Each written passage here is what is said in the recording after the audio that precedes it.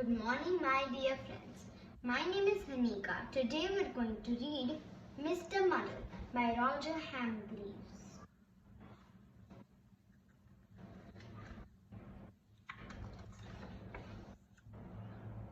Poor Mr. Muddle just couldn't get anything right. Everything he did, everything he tried, everything he said was muddled. Totally, utterly, completely, absolutely muddled. Imagine, for instance, something as simple as hammering a nail into a wall. Now, what could get muddled with hammering a nail into a wall? Mr. Muddle could get muddled, and frequently did. Imagine, for instance, something as simple as putting on your coat. Now, what could get you muddled with putting on your coat? Well, see for yourself. Only Mr. Muddle would put on his coat like that.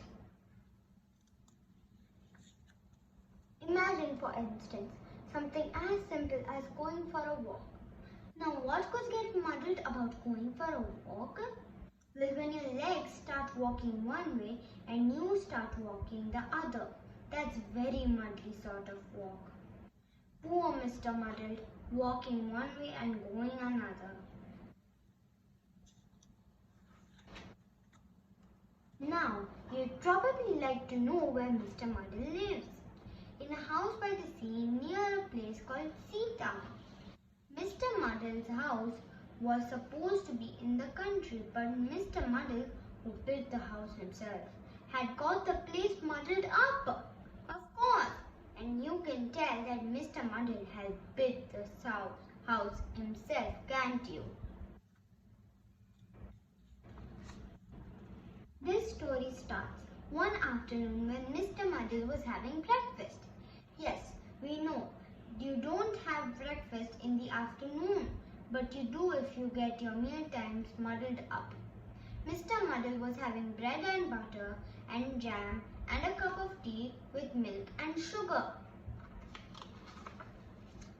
He spread the butter on the table and then spread the jam on the plate and then poured the milk on the bread and then filled the cup with sugar and then poured the tea on the bread. What a terrible, muddly, mixed up breakfast!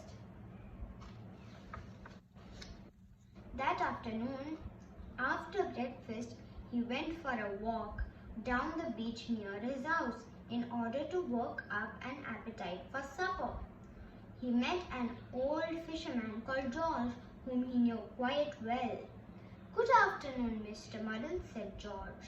"Good evening," replied Mr. Muddle. George smiled. "How would you like to come fishing with me?" he asked. "Oh, no, please," replied Mr. Muddle eagerly. "Help me push the boat out from the beach," called George. "Right-ho," said Mr. Muddle and pulled the boat further up beach. "Oh, Mr. Muddle," said George, and had to show Mr. Muddle the difference between pulling and pushing. However, eventually, somehow or other, they managed to get the boat out to sea.